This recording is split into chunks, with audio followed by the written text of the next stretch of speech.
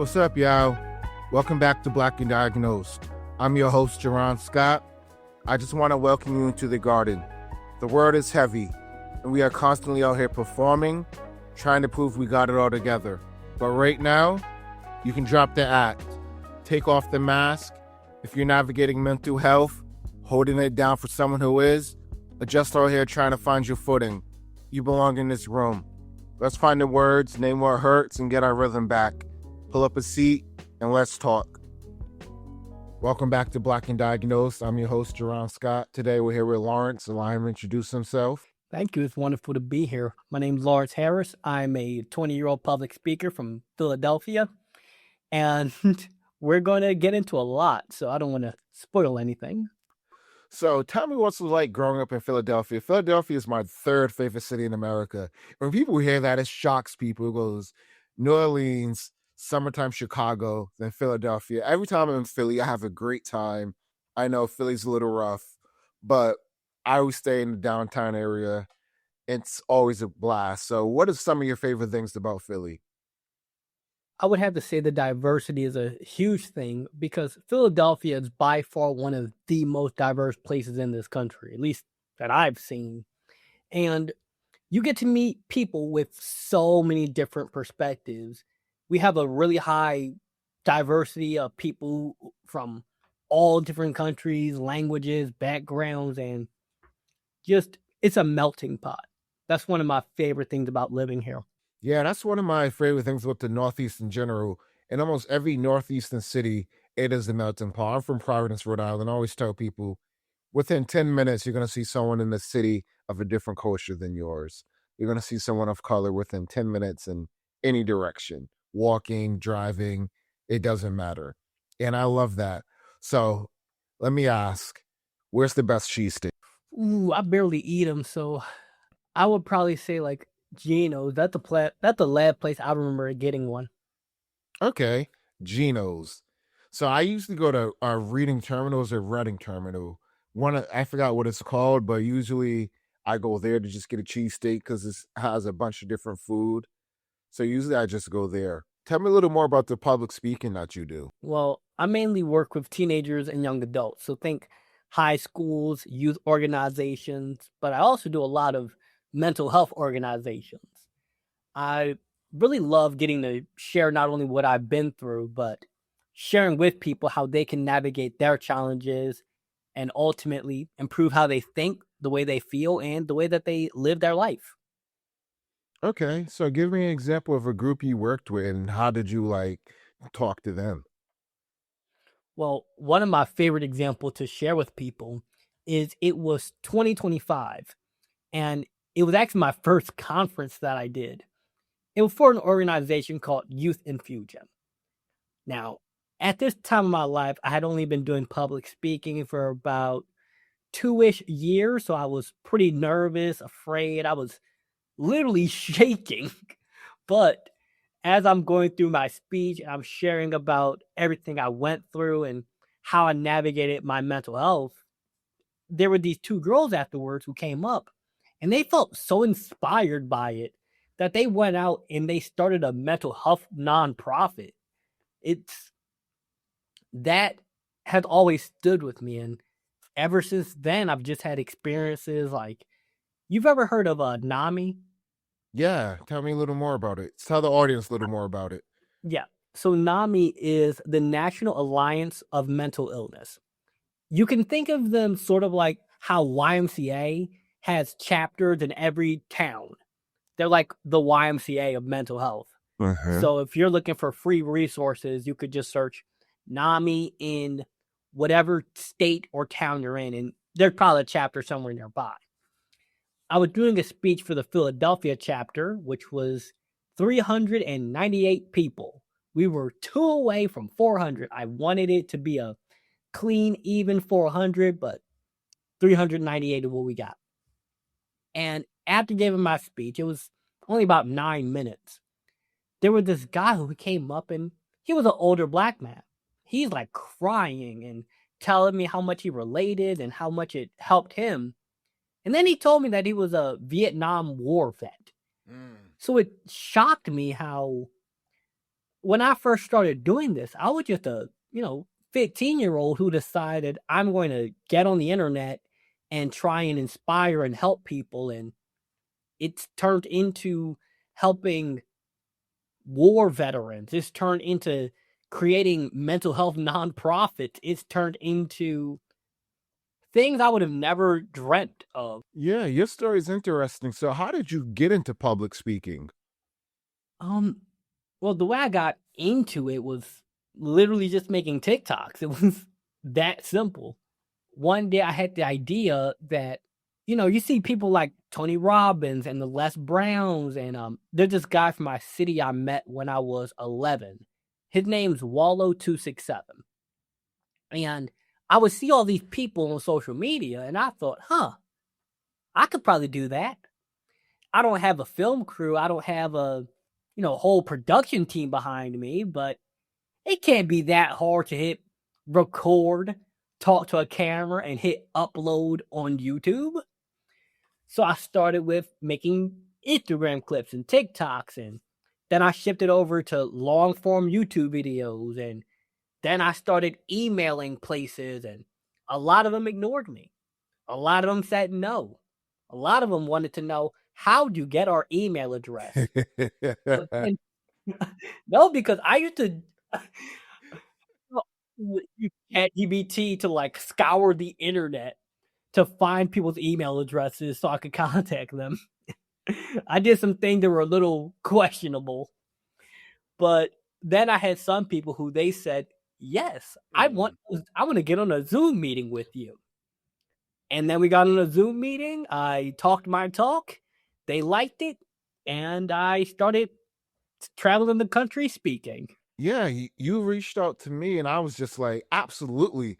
So I love a brother who's just going to be like, I'm going to put myself out there, because that's what I did with the podcast. I was just like, I'm just going to put myself out there and hopefully someone listens. And I seen a brother reached out to me. I was like, I'm going to listen. I'm definitely going to listen. And we talked and I was just like, oh yeah, you're definitely going to be on this podcast. Definitely. So I Yes, appreciate that.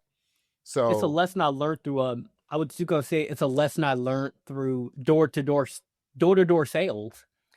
If what was you you selling? not, I was selling solar panels. Solar panels. Yeah, like How I was the guy who's gonna try to convince you to put solar panels on your roof. how was that? Uh, Interesting. I had some people who were very rude. I had some people who called the cops on me. I got rained on, stormed on. Dogs ran out and tried to bite me. But one of the days right before I quit, there was just like, it was 105 degrees outside. I'm sweating bullets.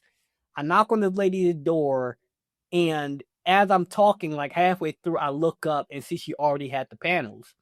But she invited me into her house, made me dinner, and mind you, please don't do this for safety reasons, but she invited me into her house. Her husband is there, and we're all just having a conversation as we're eating dinner together. So I had some good experiences. I had some great ones. I had some not so good ones. But what I learned from all of that was, if you just keep knocking, somebody will give you the time of day. And if you get enough people to give you the time of day, you can get somebody who says yes. There's a lesson in that already. Dropping gems. There's a lesson. Just keep knocking. Yes is there. Yes is Yeah, absolutely like, there. it don't matter if it's making money. It don't matter if it's getting a job. It don't even matter if it's, I don't know, finding your wife or husband. You ask enough people, you go on enough dates, you gonna find something. Yeah, absolutely. I know. I can relate. I am in the middle of a job search, and I've been told no. I'm trying to get my paper accepted into a journal, and I've been told I just got a rejection the other day, and there were one reviewer was like, "I love this." The other reviewer was like, "This is trash." And I don't if you ever like publish academically, it is tough. Like I have enough courage to talk to Beyonce right now. That's how much I've been rejected. Like if I meet Beyonce, I have enough courage to just be like, "Hey girl, leave Jay-Z for me." Like that's how much courage and nerve I have built up in me right now. because that's how much I've been rejected by these academic journals. So tell me about your autism diagnosis. That was a interesting story because as a kid, it was blatantly obvious, but because I'm very high functioning, it didn't seem apparent to people. For example, as a kid, I tried to become friends with everybody. Like, I kid you not, the homeless guy on the street who had this sign and he's like begging for change, I wanted to become his friend. Like, I wanted to become best buddies with him. All the kids at my school, my thought process was, if I'm nice to you, you'll be nice to me because that's what makes sense. And it wasn't that I was trying to, like, be nice to get something out of them. I was just trying to make friends. But when they would bully me, I could not figure out why. Like, because I'm being nice to you, so why are you being mean to me? Then as I got older, when I was maybe 10, I was at a summer camp. And we made this project where we took straws and built a bridge to hold up a weight. At the end of it, all the other kids, they're just being children. They knock theirs down, they throw the straws across the room and all that. And my counselor noticed that I was systematically taking my bridge apart so that I could reassemble it when I got home later.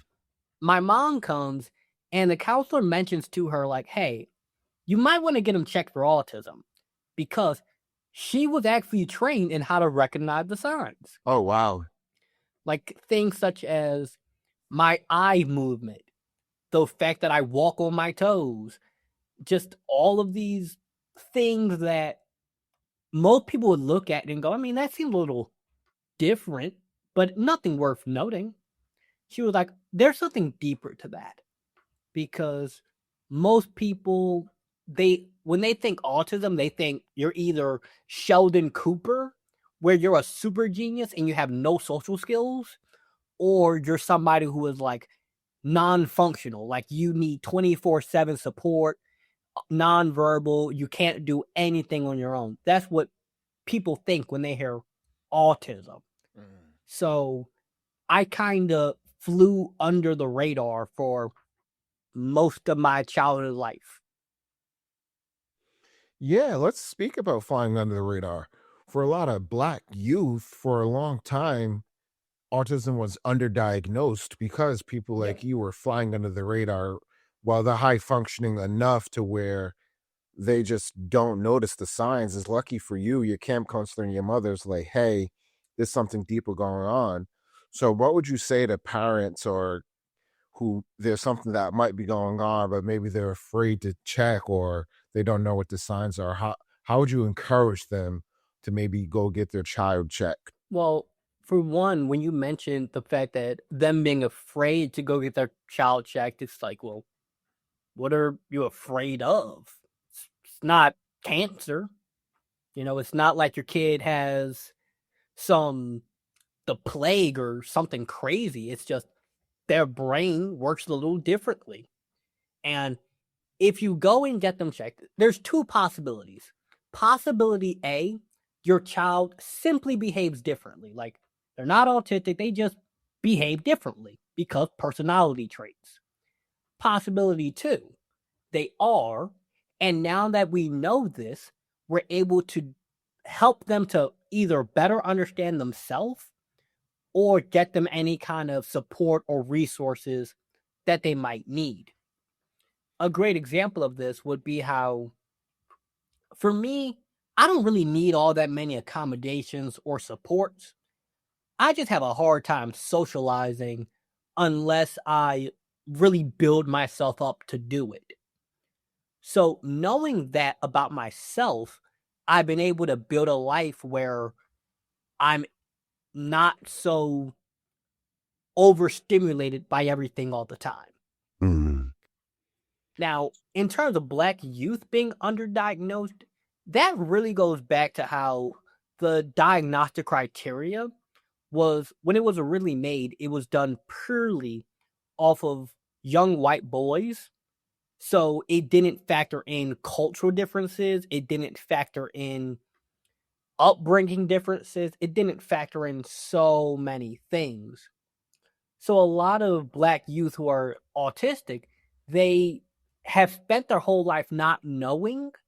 And as a result, it can lead to really unhealthy behaviors. It can lead to them not understanding themselves. It can lead to a lot of really painful things if their parent doesn't just say, I'm going to check just in case, because it's better to know. Yeah, let's talk about the underdiagnosis in Black youth. Traditionally, like you said, it was young white boys. So you look at Black boys and Black girls, for even matter, where it's complete opposite of white boys. Um, how how is it that they can go get checked? How is it that they can advocate for those diagnoses as parents? Well, one of the ways they can advocate for it is, now, yeah, there is a pretty long wait list if you were to say, hey, I'm going to go get my kid checked today. There's a pretty darn long wait list for that. But in terms of advocating for it, the help is there. We just have to ask. It's kind of like, not only in the subject of autism, but mental health as a whole within the Black community had been stigmatized so much that we'd rather push it away and ignore it and say that people who get therapy, they're crazy. White people do that. We don't do that. That's not for people like us. We keep ourselves from getting the help because of how much stigma we've been raised with and has been passed down to us, and things that we keep repeating to ourselves. So even when the help is there, even when, let's say, the school has a guidance counselor, or the school has a psychiatrist, or you take your kid to the hospital and they have people there whose job it is to diagnose your child. When you take your kid somewhere like a health clinic, or there's so many resources out there that, as simple as it sounds, we just have to ask. Mm. Yeah, that makes sense. But one of the things I fear is people don't know what to ask or how to ask, Oh, right? I see what you mean. So how do you help parents know what to ask, right? Because a lot of times I feel like parents are just like, I don't know what to do. My child is misbehaving, and they resort to that because they don't know what they don't know. So how can we help parents figure that out? Okay, now when it comes to autism, like, let's start firstly there. In terms of what to ask a healthcare provider or a doctor or someone of that sort, it can be a little tricky to find the words, but I would say, because with the internet, there is valuable information there that could help you to understand, but you also don't want to end up on the wrong side where you're taking information from unverified sources and people who are spreading misinformation. But if you look for like verified, government backed research papers, well, not research papers, but people who are certified therapists, clinicians, and they're sharing, hey, here are common signs of autism in Black girls and Black boys. And you're like, okay, my child has a very high amount of these. It's worth taking that to the doctor or healthcare provider or whoever your child sees, such as a physician, psychiatrist, etc., and saying, hey, I would either, are you able to evaluate my child for autism, or do you know someone who is? Yeah, yeah. So that's where the asking comes into play. Okay. Because when it comes to behavioral issues, it's possible that that is a factor in why a child might be acting out in school, but it's also possible that there could be like just childhood temper tantrums, teenage hormones. There's a lot of reasons why a kid might misbehave outside of autism. So we don't want to think that is the end all be all, but it's a possibility worth looking into. Yeah. One of the things you mentioned was the overstimulation piece of the autism for you. So, what are some things you set up so when you get overstimulated, you can have those guidelines in place so you can come back down or release yourself from those overstimulations? Well, one thing that I often do is I keep my phone and my computer on black and white mode because I found that colored light over a long span of time that like give me a weird headache.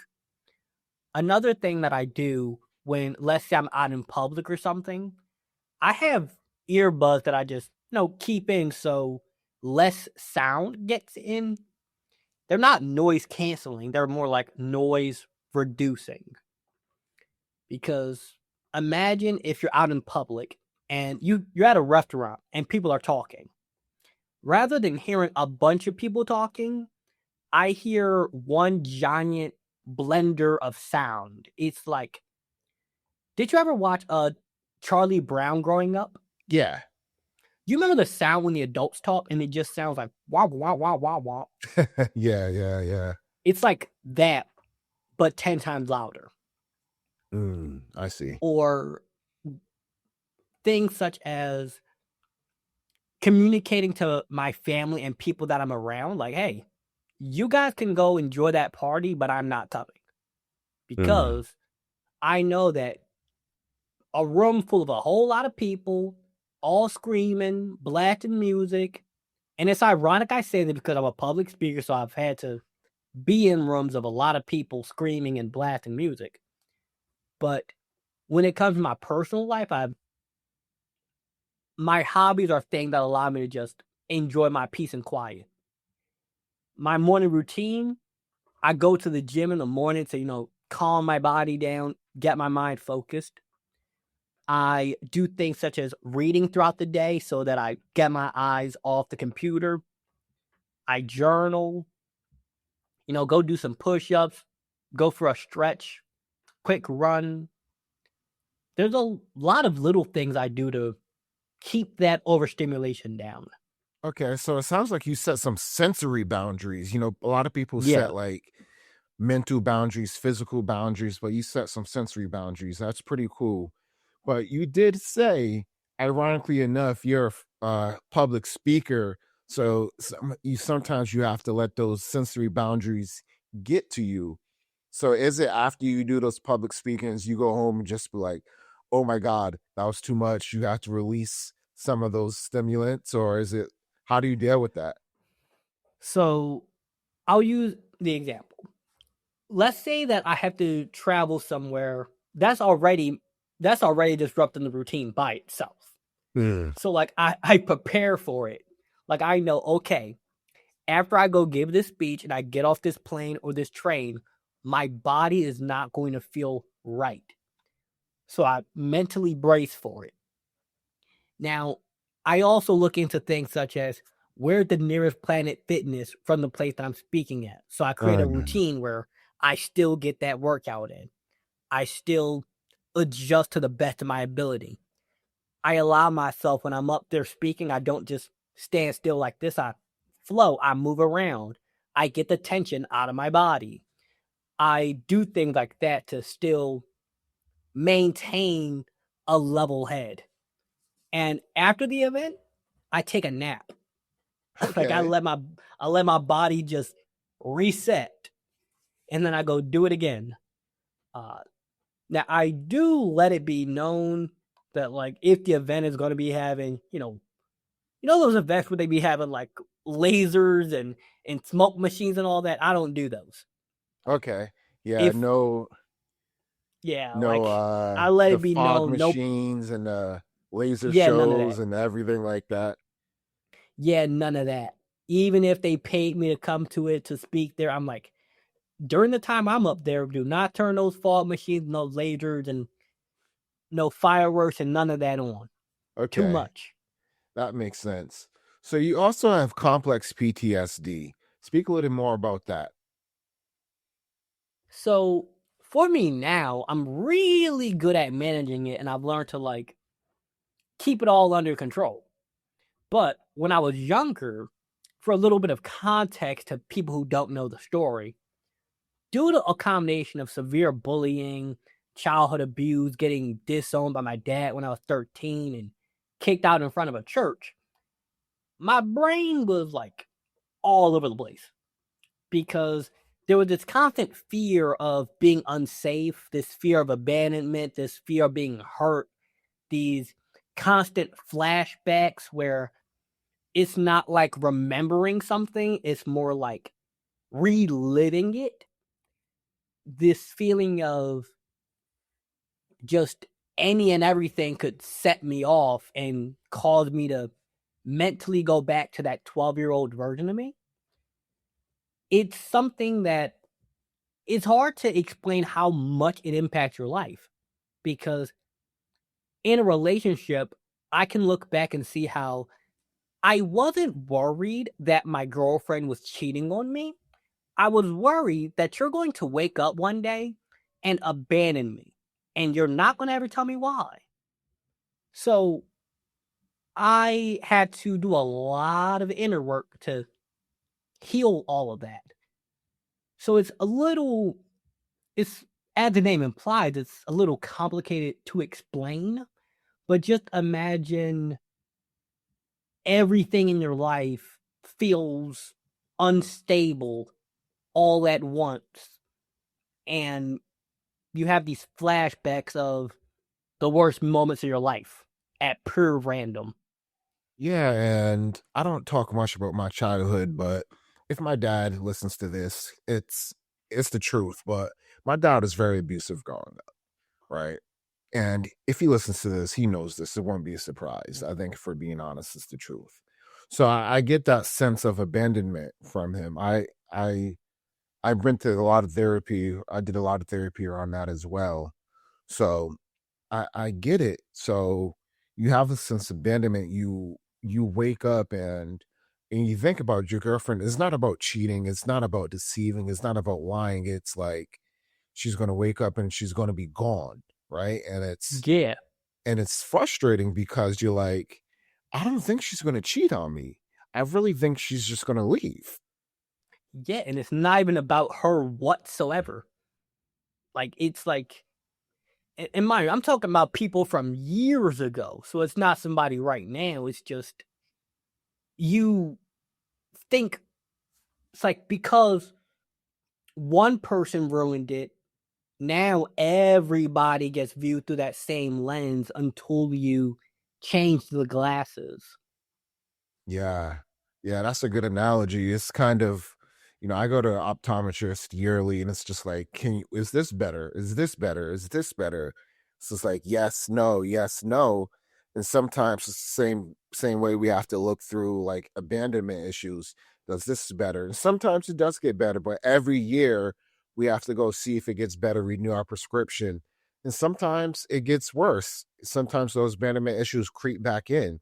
And sometimes it's just like we don't realize they creep back in. Sometimes it does get worse. Sometimes it's just like, oh wow, I do fear like this person might leave me. And you realize it's nothing to do with that person. It is those abandonment issues creeping back in. And I think we have to be honest with ourselves about some of those things. So tell me a little more about the PTSD. You said you worked through some of that. So what are some of the steps you've taken to work through that? Well, a big one for me has been journaling because, first of all, you got to get aware of the problem. Like, you have to be aware of what's going on here. Because I had a therapist when I was between the ages of 12 and 16, so she helped a lot. But assuming that someone doesn't have access to either therapy services for whatever financial or legal reasons, get a journal.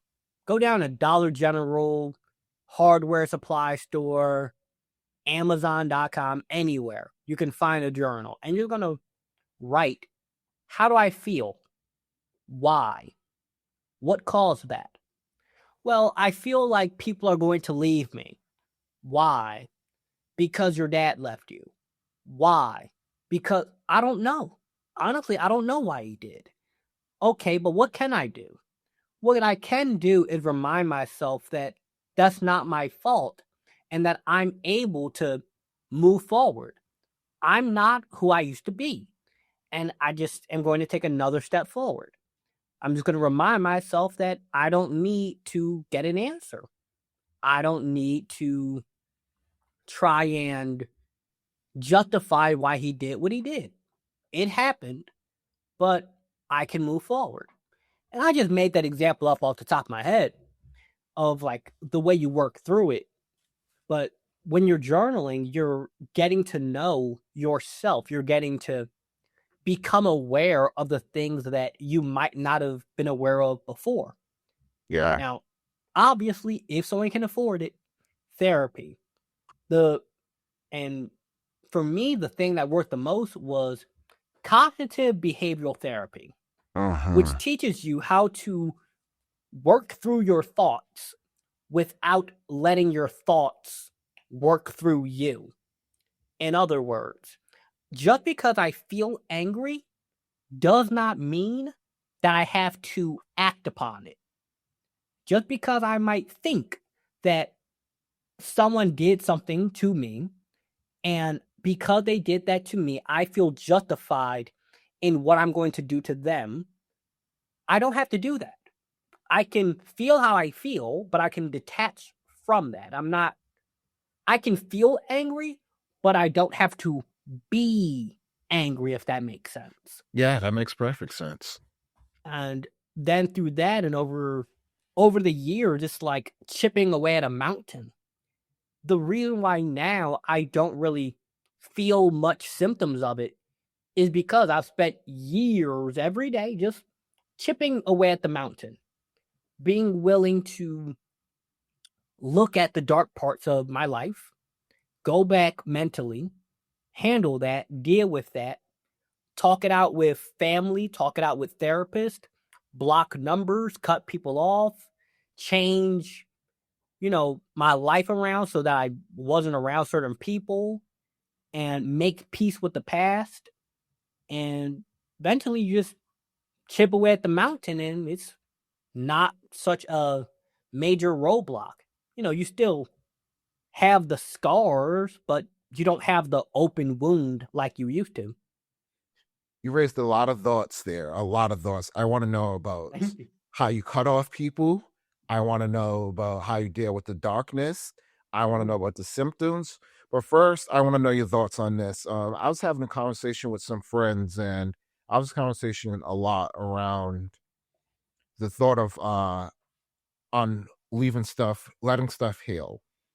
Um, I'm of the mindset of this is my mindset on closure. Sometimes closure is best. Sometimes you don't get closure. Yep. Sometimes I'm of the mindset you let wounds fester. If you open old wounds, sometimes they just have to get cut open again, and sometimes you just gotta let them heal how they heal. Right? I broke my finger in high school and didn't heal properly.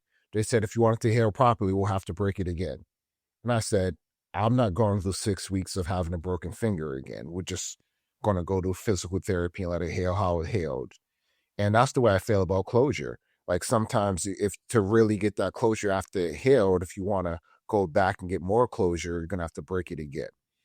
Um, and that's just how I feel about closure sometimes with people. And for there's some people out there, even with my bipolar diagnosis, I was just like, I want to reach out and I want to bring them closure. But I realized, was I really bringing them closure or was it for me? And sometimes, Ooh. and sometimes it's just like, do I deserve that closure? Ooh. Or, and it's just like, no, I don't need that closure. I don't need it. Right? Why Yeah. would it make me feel better if I wrote them that closure, wrote them a long letter?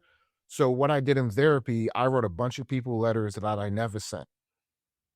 And that was my way of finding closure and inner peace for myself without having to bring turmoil back into people's lives. Because this is people I haven't spoken to in years. Yeah, And it's just like, I kid you not, I actually did that letter thing about one of my ex-girlfriends. Like, I wrote a whole letter and everything with like an apology, what I did, what I didn't do, everything. And then I burnt it inside of a metal trash can and like let the ashes blow into the wind. yeah. And And I you think brought up so it's, many good things. yeah. So I want to know a bunch of your symptoms, some of the dark parts, and how did you cut people off? Can you tell me about All those? right. So let's go in order. Firstly, with the symptoms, just give me a second to grab this. I actually wrote an entire like book about what C-PTSD feels like. It's called Made for Okay. More: Hope, Resilience, and the Strength Within. Now, it opens with me describing what the symptoms feel like. And it's a lot of them. Like, there's a lot of things. Re-experiencing intrusions. So these are things like intrusive thoughts, random flashbacks. You are just like emotionally overwhelmed. Avoidance. So avoidance can be things like avoiding people, avoiding places, habits, certain music, avoiding any and everything that reminds you of the person or situation that happened to you. Negative self-concept. So that's things like you feel like a bad person. Like on a fundamental, deep level, you think I'm a bad person because I'll use the example of like children going through childhood abuse because this is how it often develops. As children, you want to see your parents as good people. So what the brain does is because my parents are good people and they hurt me, I must be a bad person. So you start to think that you're the problem. Or unfortunately, with a lot of rape victims, they start to think that it was my fault. I must have done something. I shouldn't have been there. And they victimize themselves and make themselves the problem. Hyperarousal. So that's things like, you know how in movies you have the war veteran and somebody pops a balloon and he jumps behind the couch and he thinks he's back in Vietnam? Yep. That's what hyperarousal can feel or look like. It looks like somebody snapping their neck, checking over their shoulder, thinking someone's following them. It looks like somebody who, like, they see a brown minivan and they start running. It looks like people who are just easily on edge all the time. Like, you know, something goes bump in the night and they think that it's a home invasion. Disturbance in relationships. So that's like having a really hard time maintaining relationships at work, romantic relationships, family relationships, a lot of things. Cognitive and dissociative symptoms. So this was a bit hard to explain to people who have never felt it. But imagine, have you ever worn a VR headset? A couple of times. You know how you can be looking at your hands and you're like, those are my hands, but they don't feel like my hands. Yep. It's like that, where you don't feel connected to reality. You don't think you're real, essentially. Yeah, that's sort of like bipolar disorder where you're kind of just like, am I making this decision? Or it's like you feel like I relate to that one. I get it. I Like you're get that being one. like you're a video game character being controlled by somebody. Yeah, I relate to that one. Yeah. Then you have behavioral symptoms. So that's obviously things such as how the person acts, the way they talk to people, the way they react to you, the way that they like might hurt someone or hurt themselves, or overeating, unhealthy coping mechanisms, things like that. So, and those were just the most main research areas of CPTSD that I was able to relate to and describe in detail from my own experience in that book. So there's a lot, but overall, the best way that I can summarize it to somebody is imagine you are brought back to the most traumatic moment of your life just constantly. Like, you see brown carpet, you think you're back in that person's house. You see a minivan, you think you're about to get kidnapped again.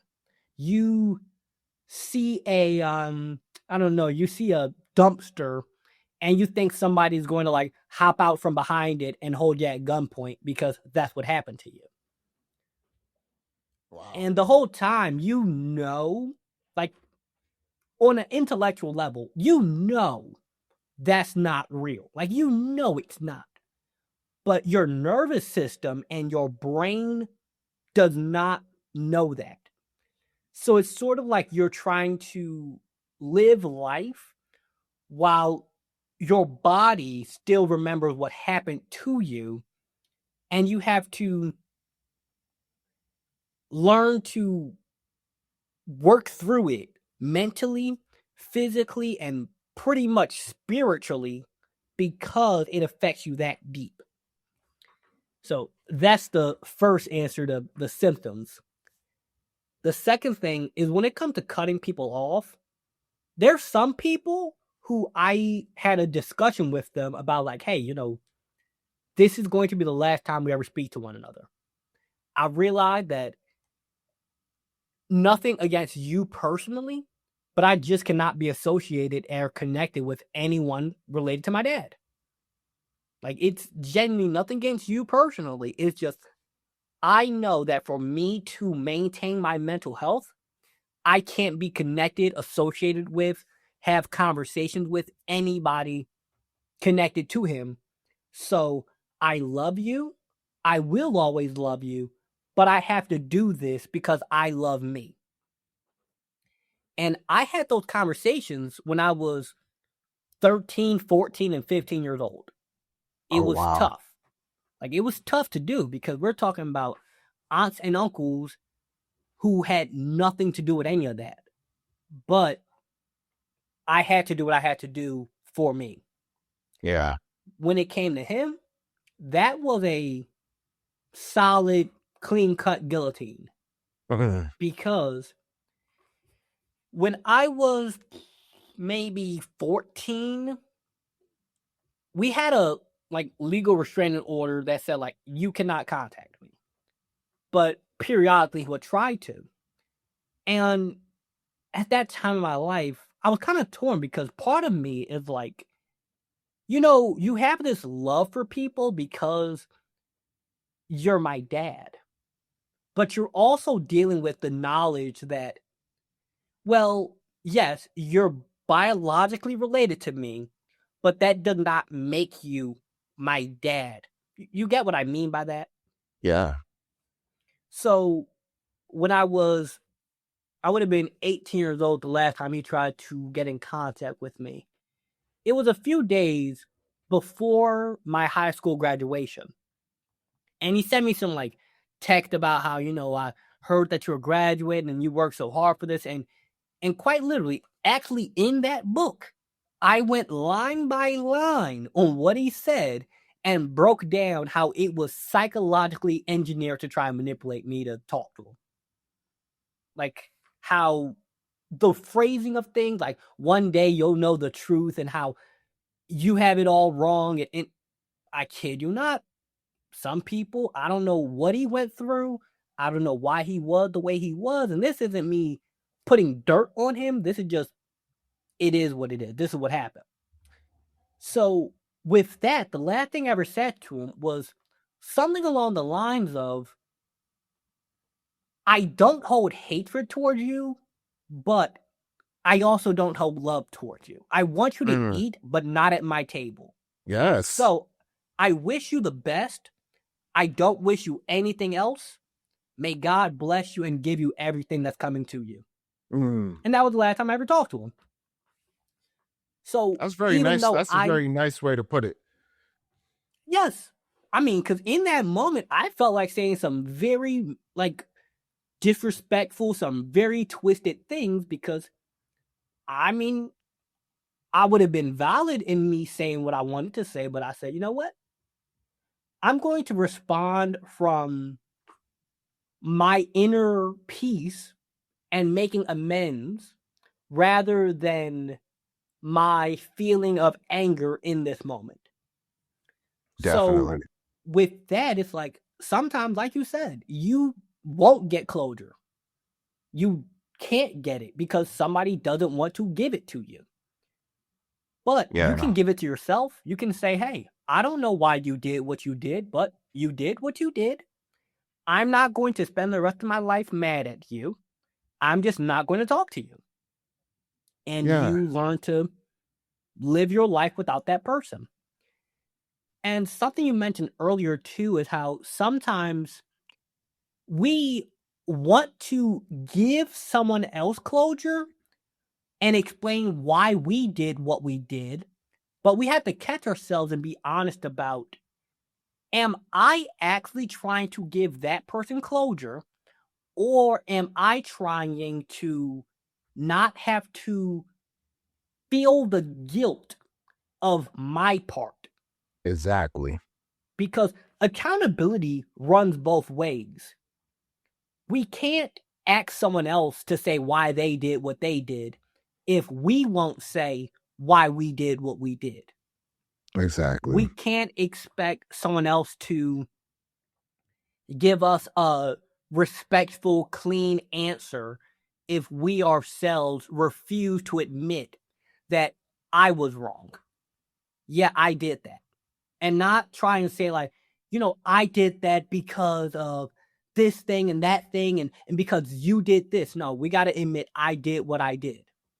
Not blaming it on anyone else. We played our part. But also don't blame ourselves for other people's actions because sometimes it's really not your fault. Like it's really not your fault how people act towards you. But sometimes you actually did do something.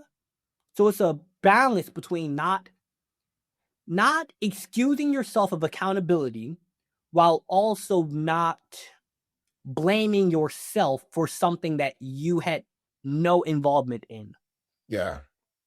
Yeah. That makes sense. So tell me a little bit about the darkness that manifested with you through PTSD. It's hard to put this into words, but one of the weirdest sensations was when nothing happened. Imagine losing the ability to tell time. You think it's been 5 minutes, it's been hours. Or you think it's been hours, it's been 5 minutes. You can't tell really what's going on. Like sometimes you can't even feel your own body. Like you just feel like you're floating all the time because you're that overwhelmed where it just feels like everything shuts down. There are points where there were a couple times where like I woke up in the middle of the night screaming, and there was one in particular where I flipped over my bed, like without even being fully conscious and aware. I was like basically running around my room thinking that there was something inside the wall.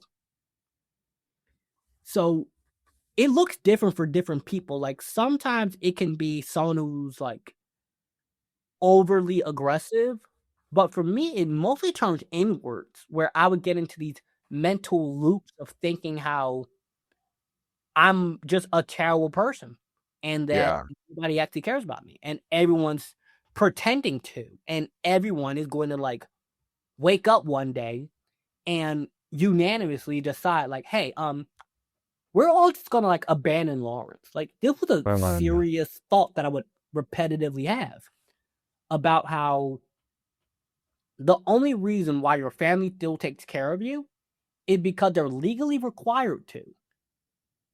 And you're breaking it really good. at fueling those thoughts, because it takes one thing and then another thing and another thing, and it built this whole picture of the worst case scenario, and it can be really hard to snap yourself out of that. Yeah. And that doesn't just last for like a moment. There are points where it can last for days or weeks at a time, until one day you just like kind of bring yourself back to reality, if that makes sense. Yeah, it makes perfect sense. I think with me, I feel the same way. I think that's how the darkness manifested in me as well with the bipolar disorder. I still feel this way sometimes. For years, I just disappeared from my friends. And I was just like, everyone hates me. I don't want to be around nobody. No one loves me. No one cares for me. And they were just like, no, we love you. We care about you. And it's still to this day, I'm still scared to speak to some people. And every time I come around, they're like, where have you been? We've missed you. And it's still hard though, because in the back of your mind, it's just like, is this fake? Do they really miss me? Or they're just saying that because they feel like they're obligated to. Yeah, and that's the funny thing. Your brain gets so good at convincing you that someone can look you dead in your eyes and say, I love you. They're on their hands and knees with the ring. They want to marry you. Like, I want to build a life with you. Like, they can literally tell you this to your face, and your brain is like, no, they're just trying to get my money. They don't really Exactly. mean that. They're just saying that because that's what the movie said they're supposed to say. They're just saying that because they feel that right now, but in 5 years from now, they're not going to feel that, and they're going to leave. And it's like a I'm trying to think of a good analogy for it. You know, like a roach infestation, you could get rid of them, but then they always come back. Always come back because you can't kill those babies. Those babies, I think they mutate or something like through each gen. They I don't. do. Oh, I don't mess with bugs. I So don't it's mess with like bugs at all. you have to learn to essentially give yourself you have to take a risk in allowing people to love you, because Mm-hmm. your mind is trying to say like, they don't really mean it. They don't really mean it. And you have to like keep silencing that thing and remind it that, but what if they do mean it? Yeah, like my psychologist. One of the things my psychologist was telling me, she was just like, what if it's true? What if they mean it? Right? What if they are genuinely telling you that they love you? What happens then? Right? What happens if they mean it? You become happy, right? All these things, all these positive things happen if they tell you the truth, right? Yeah.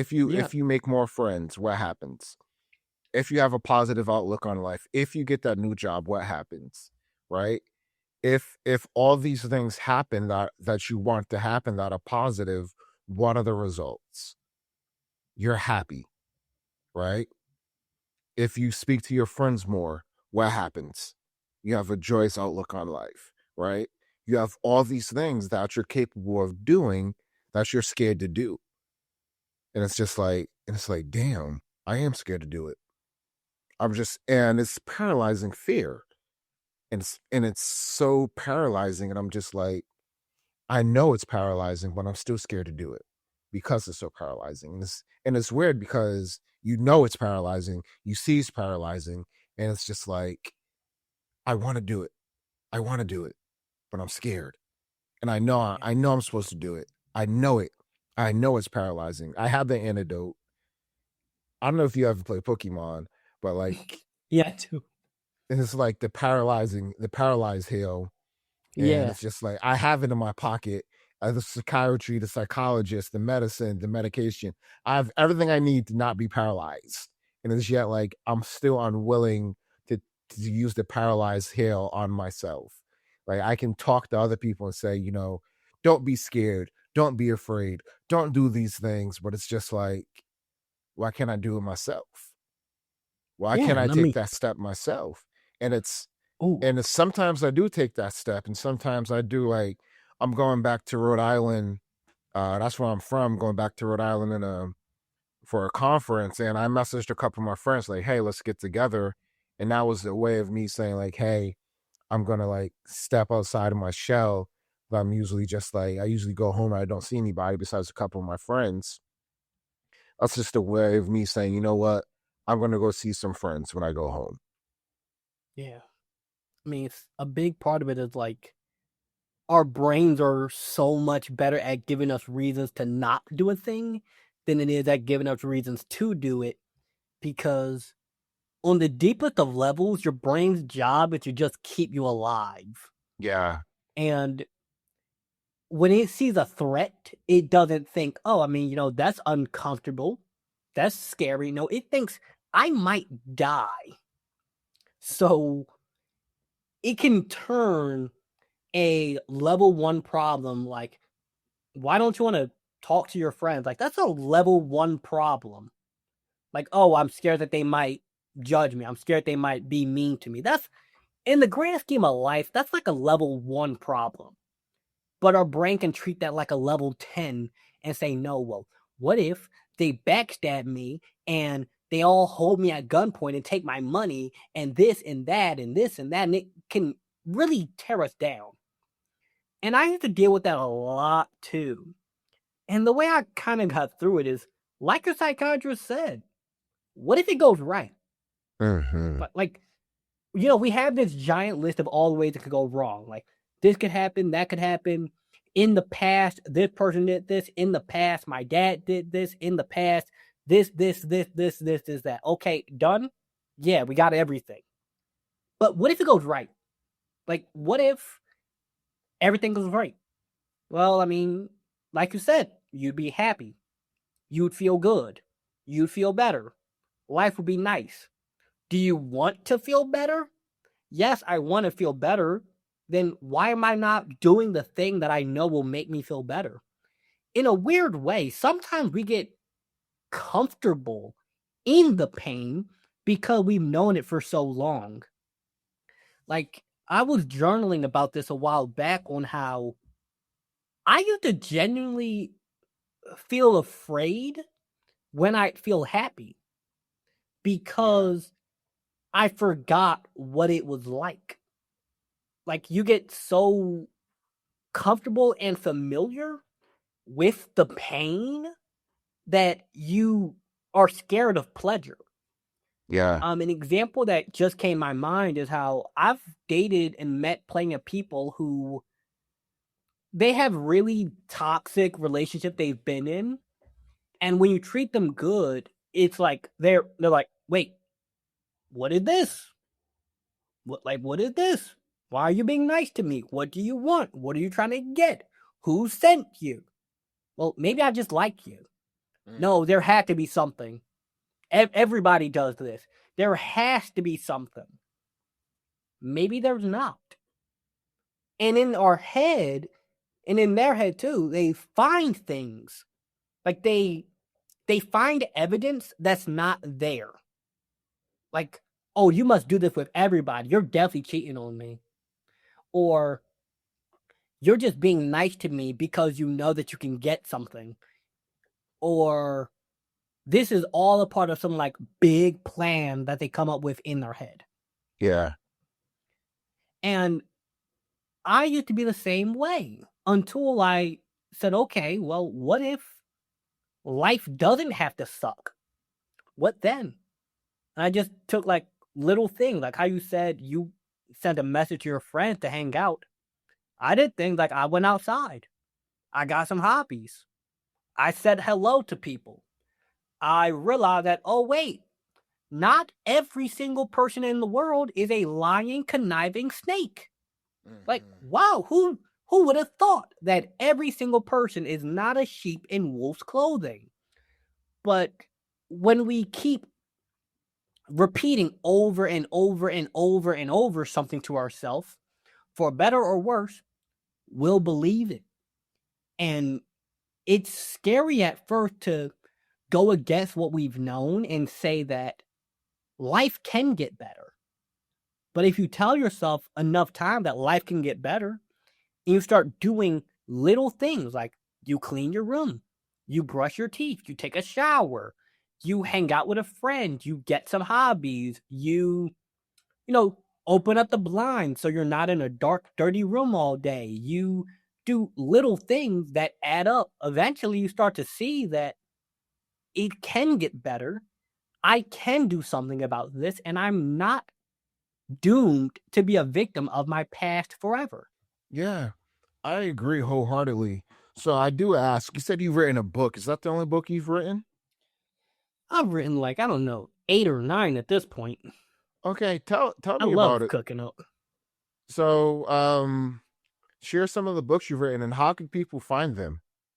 So all the books that I have like out for print right now are on my website, larencecharris.com. And that one, Made from More, that goes like heavy into trauma, into mental health, into the work thing that I've been through. We're talking like it go graphically in depth. So if somebody goes and reads that, go into it knowing that there's a warning disclaimer at the beginning for a reason. Okay.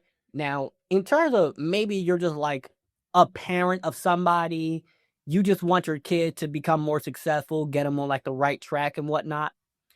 I recently created an audiobook. It's called Think Different, Feel Different, Live Different. It goes into things about how to understand the goals that matter to you, how to create the character traits of the person who can achieve what you want, how to actually believe in yourself, how to, genuinely feel more confident and stop procrastinating and bad habits and all that stuff. So if you're a parent or a teen or young adult who just wants to think better, feel better, and live better, that's the book for you. As the name implies, think different, feel different, live different. Nice. Then I have, journals. I have books full of like the best quotes I've ever heard. I got a little bit of everything for everybody. Okay. And what was your website again? LarenceCHarris.com. Very easy to find. Perfect. And if someone wanted to reach out to you, what is the best way? Social media, email? Yeah. What's the best way? So if you want to reach out to me for like business purposes, like booking me to speak at a school, a youth organization, mental health organization, or podcast guesting, email me at larencecharris.com. My email address, Larence, LAWRENCE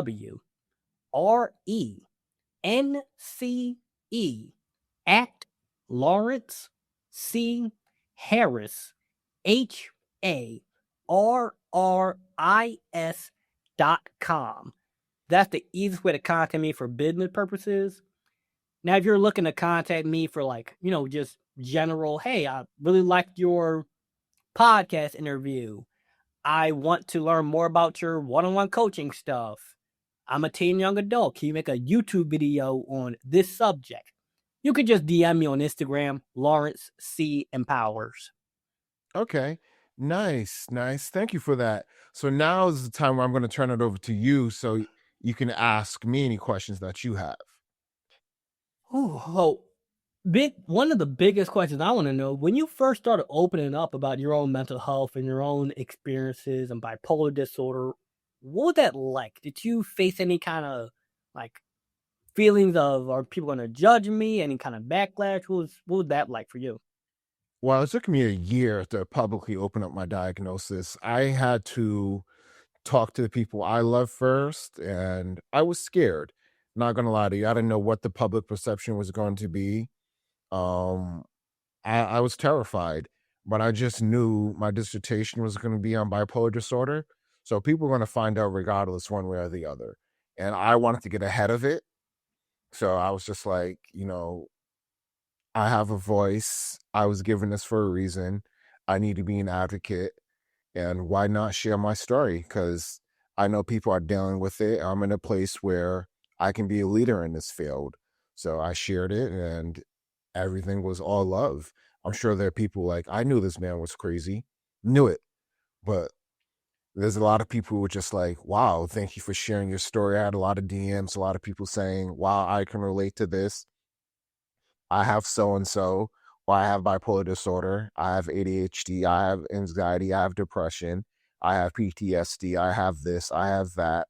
A lot of people have reached out to me and said, your story has allowed me to open up about my story.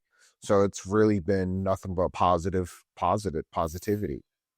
Yeah, that's great. That's the same thing how it was for me. Where like you think, oh, people gonna think I'm crazy, but then you put it out there and you realize that a lot more people are not going to tear you down. They're actually going to be like, thank you for showing that it's okay to not be okay.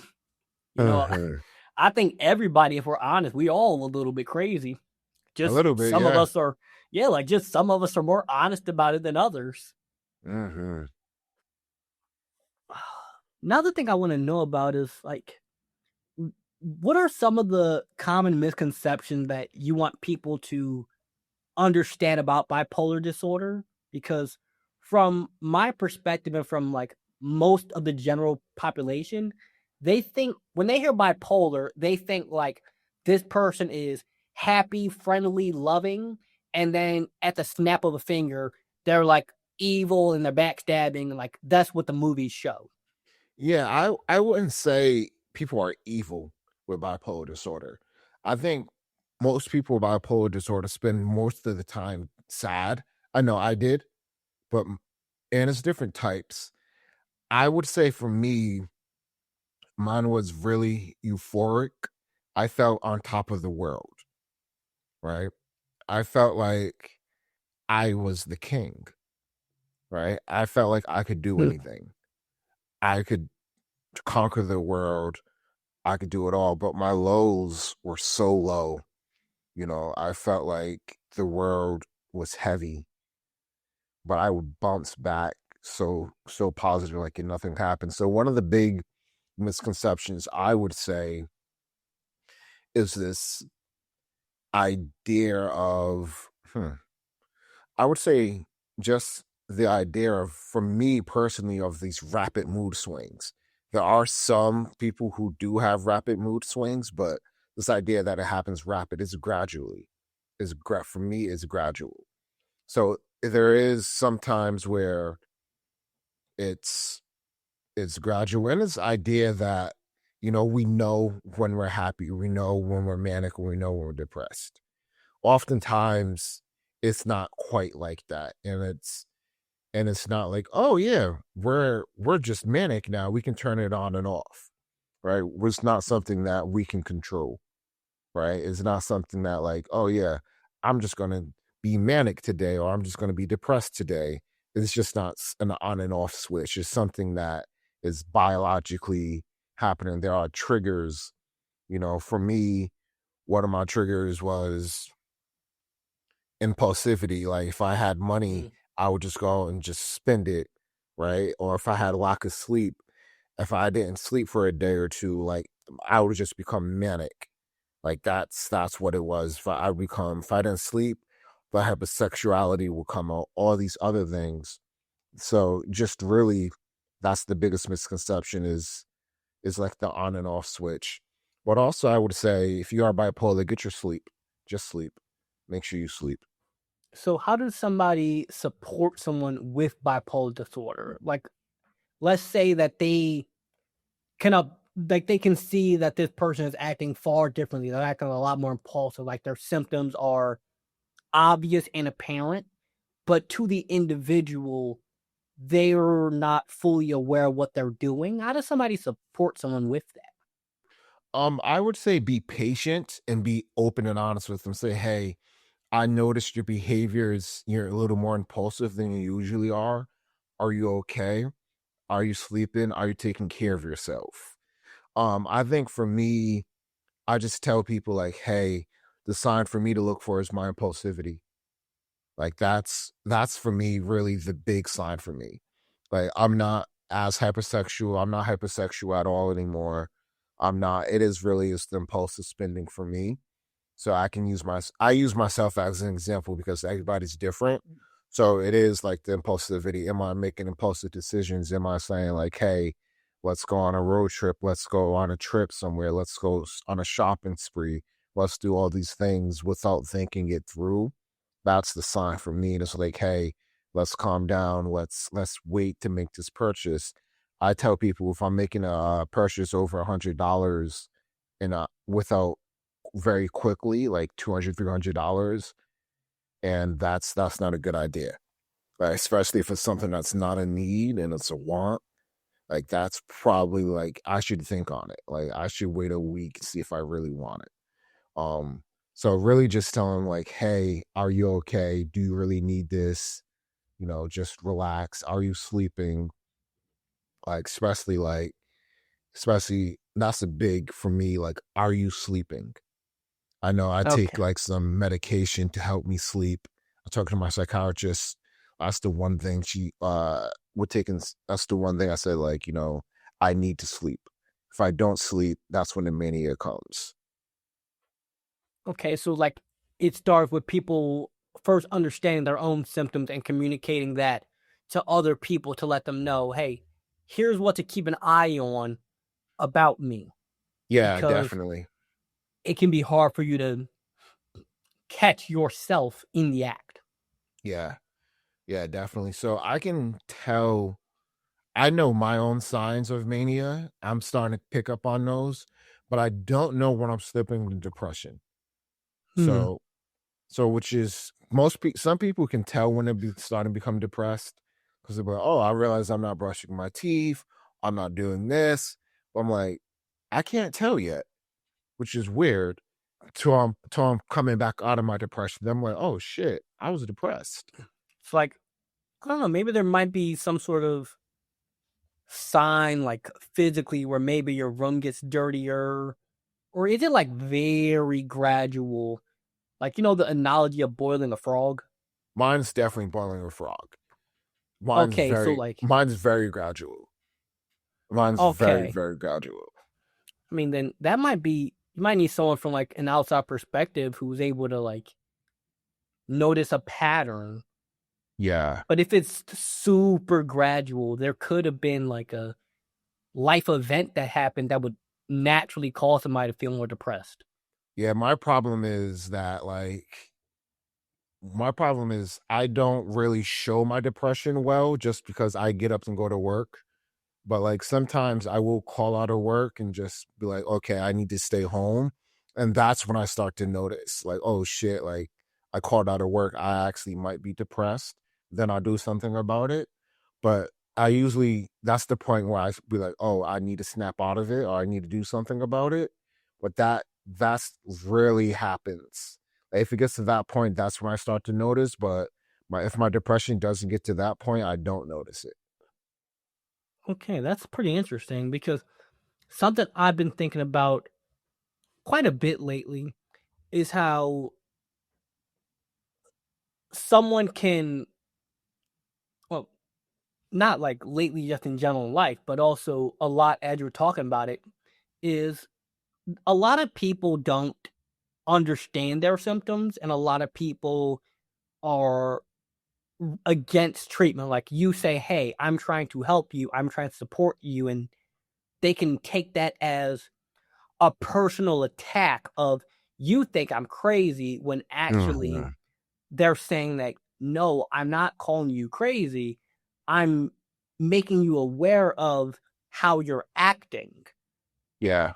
So like, do you have any advice to people who are, whether it's living with, dating with, friends with, someone who's like resistant to help? Like, how do we support an individual who is like pushing us away when we try to help? I would say learn people's communication styles, and also their love language, right? I think those go hand in hand.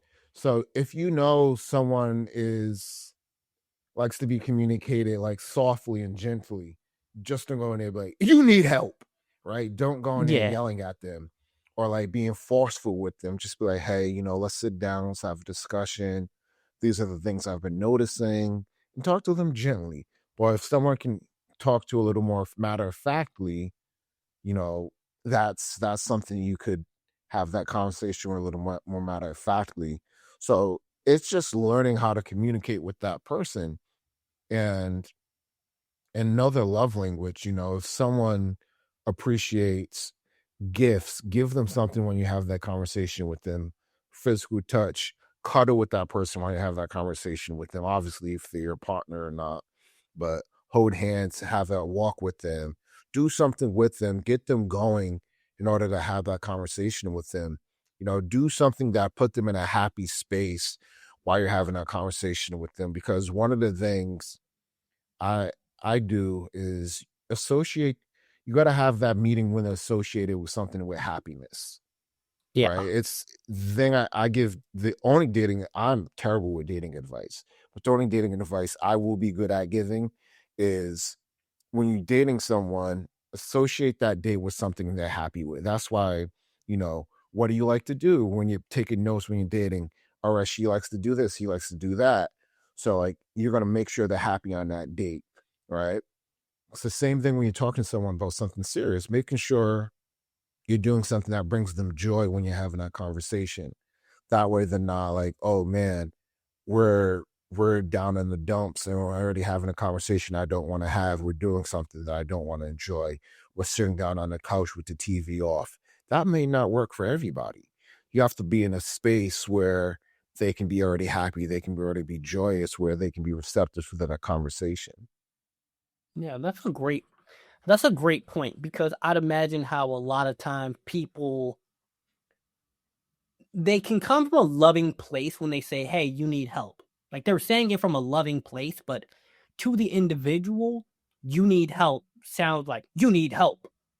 Where the person saying it meant it like, hey, I see that you're down 12 bottles of alcohol.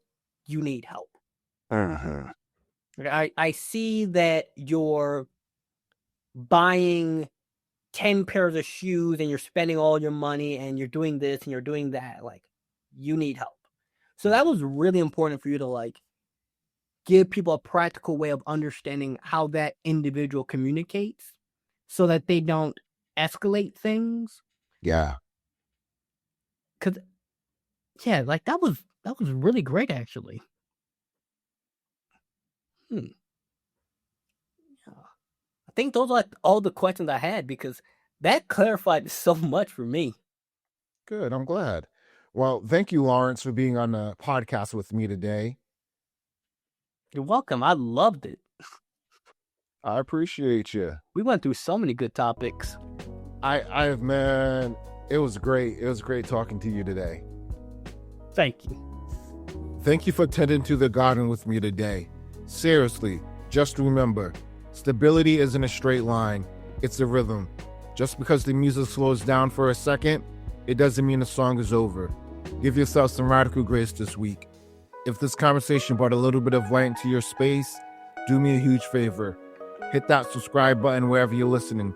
Share this with someone who needs it, and come lock in with us on Instagram at Black and Diagnosed. I'm always looking to build connections, so if you want to jump on a guest spot or have a collaboration in mind, hit my email at info@gerronscott.com. Let's build. Till next time, take care of yourselves.